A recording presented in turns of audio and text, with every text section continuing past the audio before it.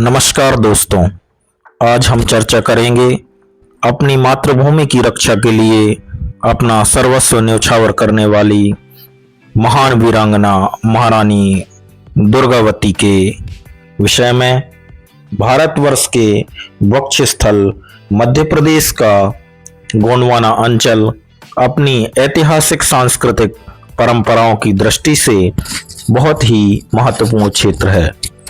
स्वतंत्रता की भावना से प्रेरित होकर इस भूखंड में यहाँ के गोंड लोगों ने मध्यकाल में 4 पृथक पृथक राज्यों की स्थापना की, जिनका शासन 4 वंशों द्वारा चलाया गया। सर्वप्रथम सबसे प्रमुख गढ़ा मंडला का गोंड राजवंश, दूसरा देवगढ़ का गोंड राजवंश, तीसरा खेरला का गोंड राजवंश, चौथा चांदा का गोंड राजवंश। इनमें सबसे शक्तिशाली और सबसे विख्यात मरावी राजवंश गढ़ा मंडला के गोंड शासकों का था, जिसकी स्थापना 158 ईस्वी में यादव राय द्वारा की गई। रामनगर जिला मंडला के मोती महल नामक गोंड राजमहल के शिलालेख, जो कि राजा हृदय शाह के द्वारा खुदवाया गया था, इसमें गोंड राजाओं की वंशावली का जिक्र है। संग्राम शाह इस राजवंश के सबसे शक्तिशाली एवं प्रतापी शासक हुए।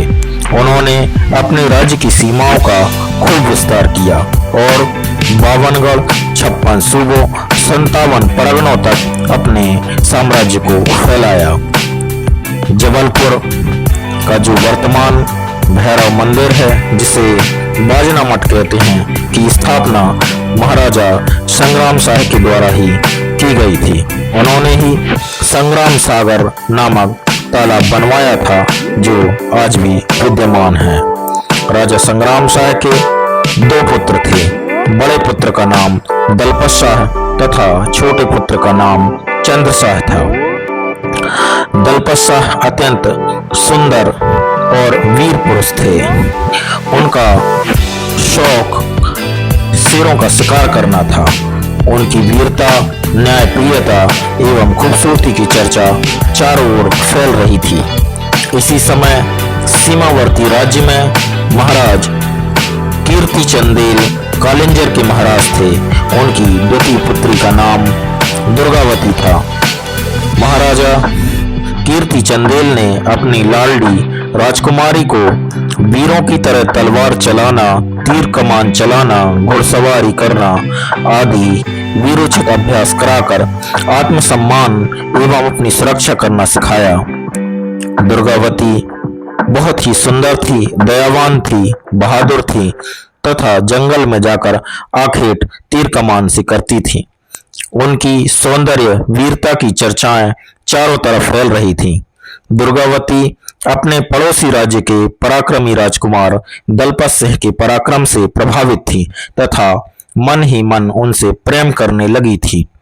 तत्कालीन राजा अकबर का शासन चारों तरफ फैल रहा था। राजा कीर्ति चंदेल की बड़ी पुत्री का विवाह के समय राजा शेरशाह सूरी के पुत्र शाह आदिल द्वारा हमला करने की आशंका से गढ़ा के गोंड राजा संग्राम शाह से मदद राजा कीर्ति सिंह ने मांगी थी तथा राजा संग्राम शाह ने अपने पुत्र दलपत शाह को कालिंजर भेजा था। राजकुमार दलपत शाह ने आदिल शाह का हमला विफल कर दिया था। राजा कीर्ति चंदेल ने राजकुमार दलपत शाह का विवाह अपनी पुत्री दुर्गावती से कर दिया था। राजा दलपत शाह एवं रानी दुर्गावती आनंदमय जीवन बिता रहे थे कि काल के कुरूप समय ने राजा दलपत शाह को मात्र शादी के 7 वर्षों में ही मौत के आगोश में सुला दिया। राजा दलपत शाह का एकमात्र पुत्र वीर नारायण था, जो कि अवयस्क था। अनेक आपत्तियों के बावजूद रानी ने संपूर्ण राज्य का भार संभाला। रानी दुर्गावती ने राज्य को संवारा, समृद्ध बनाया तथा आसपास के छोटे मोटे राज्यों को एकता के सूत्र में बांध दिया। राज्य के चारों तरफ बेहद खुशी थी। रानी के पास अपार धन दौलत, हीरे मोती, जवाहरात एवं सोने का अपार भंडार था। चारों तरफ गोंडवाना साम्राज्य की सुख समृद्धि की चर्चाएं फैल रही थी।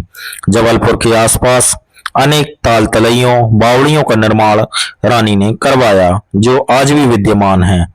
रानी दुर्गावती गर्मी के दिनों में मदन महल की पहाड़ियों में बने किले में निवास करती थीं। गोंडवाना की इस रूपवान गुणवान रानी, उसके सफेद हाथी सरमन एवं गोंडवाना की समृद्धता की चर्चा दिल्ली में बादशाह अकबर के कानों पर पड़ी। गोंडवाना पर अधिकार करने के लिए वह लालायित हो गया। अपने अधिकार में बड़े बड़े प्रतापी राजा होने के बाद एक समृद्ध प्रदेश का अपने अधिकार में न होना अकबर को खूब खलता था। दुर्गावती के रूप गुण की तारीफ सुनकर वह और भी अधीर हो गया था।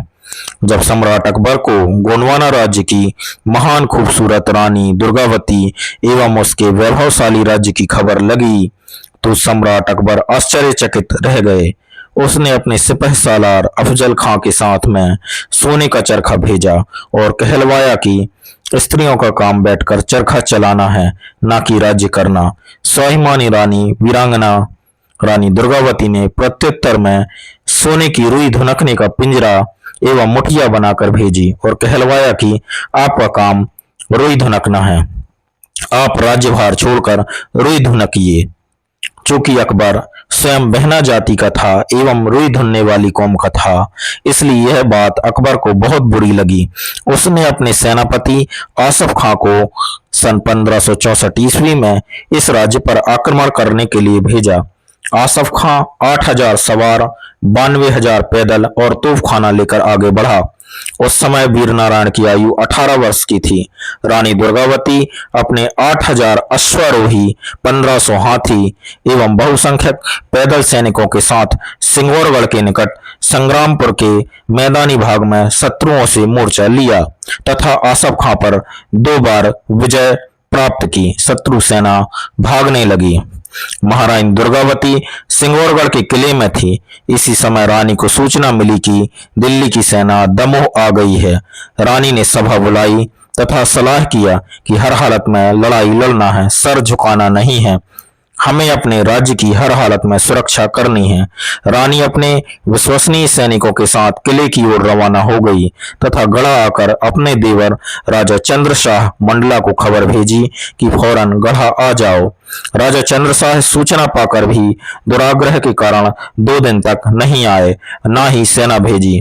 घर के भेदियों ने शाही सेना को सूचना दे दी कि रानी वहां पर हैं। 23 जून 1564 को सुबह दोनों सेनाओं में सामना हुआ।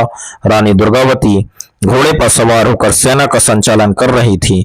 वीरनारायण राजकुमार सेना के अग्रभाग में घोड़े पर सवार होकर लड़ रहे थे। दोनों ओर से योद्धा लड़ रहे थे। घमासान युद्ध हो रहा था। इसी समय आसफ खां पूरी फौज के साथ दोबारा तैयार होकर आ पहुंचा और आसफ खां की सेना ने वीरनारायण को घोड़े से गिरा दिया। यह देखकर रानी दुर्गावती ने आगे बढ़कर हमला करने वाले 20 सिपाहियों के सिर इस तेजी से उड़ा दिए कि दोनों तरफ की सेना दंग रह गई। झपट कर रानी पुत्र को हाथों से पकड़कर घसीटकर अपने दल में ले आई। रात हो गई। मुगलों की सेना पीछे हटकर गौर नदी के किनारे की तरफ से आई और तोपों को नदी पार कराने लगी। यहाँ रानी केरवा गांव पहुंची। तभी सेना के लोगों को खबर मिली कि रात में रानी ने मंत्रणा की कि रात में शाही सेना पर हमला कर दिया जाए ताकि उनके तोप कहीं पर से आने ना पाए, उनके तोपों को छीन लिया जाए। इस समय रानी के पास 700-800 सैनिक बचे थे। कहीं से कोई मदद नहीं मिली। 23 जून को रात्रि को रानी ने सेना को लेकर 12 के पश्चिम की पहाड़ी पर मुगलों की सेना पर हमला किया। तीरों की मार से शाही सेना पीछे हटने लगी। इतने में शाही सेना कुछ तोपों 12 के पास लेकर पहुंच गई थी। रानी को सूचना मिली तो रानी पहाड़ के दक्षिण की ओर से उतरकर जहां समाधि बनी है, इस ओर हाथी पर सवार होकर आ गई। इस समय प्रभात की किरणों का उदय हो चला था। इसके साथ ही आसफ खां अपनी पूरी सेना के साथ यहां आ पहुंचा। 12 के दक्षिण की ओर की पहाड़ी से पूर्व की नर्रई नाले के बीच के सकरे रास्ते से तोपों में भयंकर बाढ़ थी। रास्ता नहीं था। सकरे रास्ते में तोपों ने गोंडी सेना पर तोप बरसाना शुरू कर दिया। सेना धराशायी होने लगी। इसी समय एक तीर आकर रानी की आंख में धंस गया। जल्दी से रानी ने बाएं हाथ से झटके से तीर खींचकर निकाल कर फेंक दिया। सरदार आधार सिंह कायस्थ आ गया। रानी को मोर्चा छोड़ पीछे हटने के लिए कहा, मगर रानी ने मैदान से हटने से इनकार कर दिया। इसी समय एक तोप का गोला फटा, जिसके कुछ टुकड़े हाथी को लगे, कुछ रानी को लगे। रानी ने फौरन आधार सिंह की कटार खींच ली और अपने सीने में सीधी उतार दी, ताकि दुश्मन उसके शरीर को ना छू सकें, और सदा के लिए अपने देश और स्वाभिमान के लिए चिर निद्रा में सो गई। हौदे से नीचे आ गिरी। यह देखकर उसका प्यारा सफेद हाथी सरमन ने रानी के शरीर को अपने पैरों के बीच रखकर अपने सीने को रानी के शरीर पर रखकर बैठ गया और अनेकों घाव सहते हुए शरीर को छोड़ दिया, परंतु शव को नहीं छोड़ा। प्रतिवर्ष जबलपुर से 20 किलोमीटर दूर रानी दुर्गावती की समाधि नर्रई नाला पर 24 जून को बलिदान दिवस मनाया जाता है तथा उनकी याद में प्रतिवर्ष 26, 27, 28 जनवरी को मेला भरता है। वीरांगना महारानी दुर्गावती के भव्य एवं रमणीय के स्मारक की जगह नर्रई नाला में केवल चबूतरा नुमा समाधि है। गोंडवाना के वैभव को अमर करने वाली महारानी दुर्गावती, वीरांगना दुर्गावती जी के चरणों में सत सत नमन। गोंडवाना साम्राज्य अमर रहे। धन्य है वह वसुंधरा जहां महारानी दुर्गावती जैसी वीरांगना जन्मी। जय गोंडवाना। वीडियो अच्छा लगे तो लाइक कमेंट करें और चैनल को सब्सक्राइब करें। धन्यवाद।